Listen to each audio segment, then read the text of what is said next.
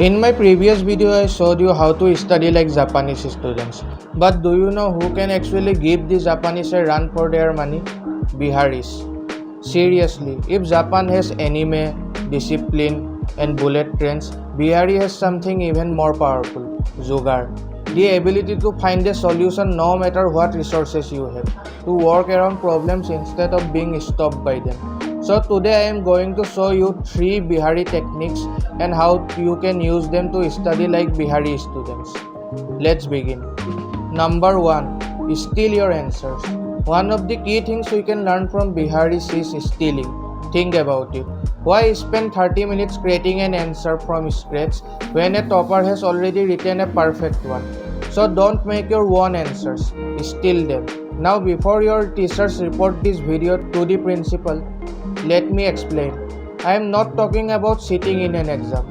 I am talking about stealing during practice. Find answers written by toppers, teachers or experts. Then study them carefully. Look at how they structure their answers. Notice the keywords they use.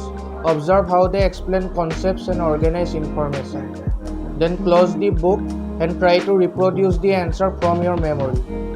Most students make the mistake of trying to create their own style too early. They write answers however they like even though they have no idea what a high scoring answer actually looks like. A true Bihari does not have this problem. A true Bihari always steals from a topper's answer. And don't limit yourself to only one answer. You can also steal study systems and learning process from toppers and other students whose works instead of trying to create your own. The goal is simple. Steal the patterns that already work. Artists learn by copying masters. Martial artists learn by copying their teachers. Students can do the same. Don't reinvent the wheel. Find the best answers you can find. Steal them, memorize them, use them. That's technique number 1. Now technique number 2. Study intensely. One thing about Biharis are that they are incredibly hardworking. Across India, you will find Biharis doing some of the toughest jobs imaginable. Construction work, factory work, manual labor, that kind of work that leaves you exhausted at the end of the day. And yet they still show up. The sun is blazing, they show up. The weather is terrible, they show up. They are tired, they show up. They don't sit around waiting for motivation. They don't wait until they feel like it. They work because they have to. Because they understand something very important. If they don't work, they don't get paid. And if they don't get paid, life gets harder. There is complete clarity. And that's the lesson we can take from this. Most students struggle with consistency because they forgot why they are studying in the first place. So before every study session, remind yourself of your reason. Maybe it's to build a better future. Maybe it's to make your parents proud. Maybe it's to get into your dream college. Maybe it's to create opportunities that you don't have right now. Whatever your reason is, keep it clear in your mind. Because when your why is strong enough, you don't need motivation every day. You just show up. And let's be honest, if people can spend 8 to 10 hours doing physically exhausting work under the hot sun, then surely you can spend a few hours studying in your room under a fan or an AC. You are stronger than you think. So like a Bihari, study intensely. Show up even when you don't feel like it. Be consistent.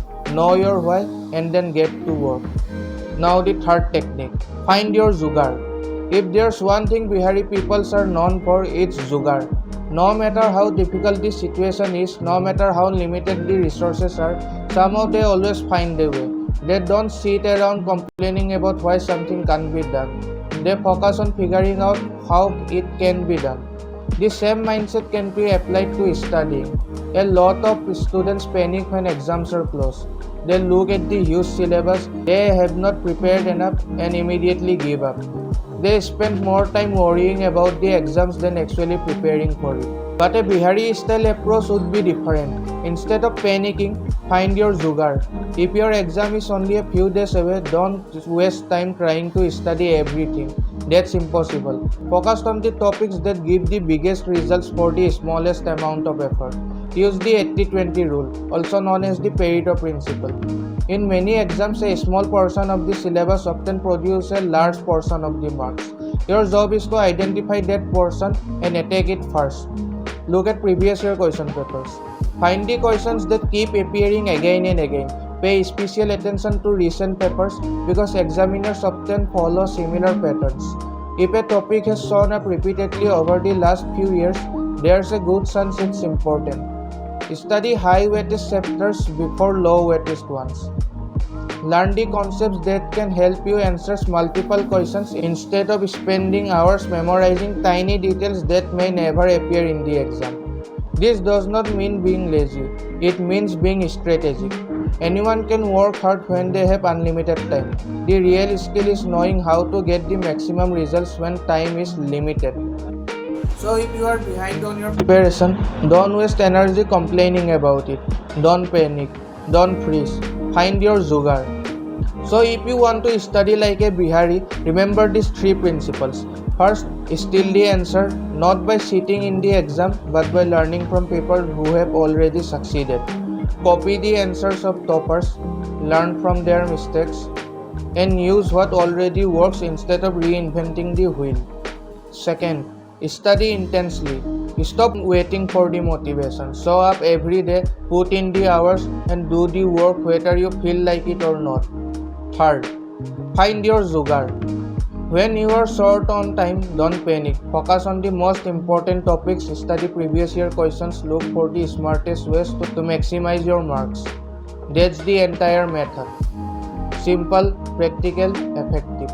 Alright, that's it for this video. I will see you in the next one.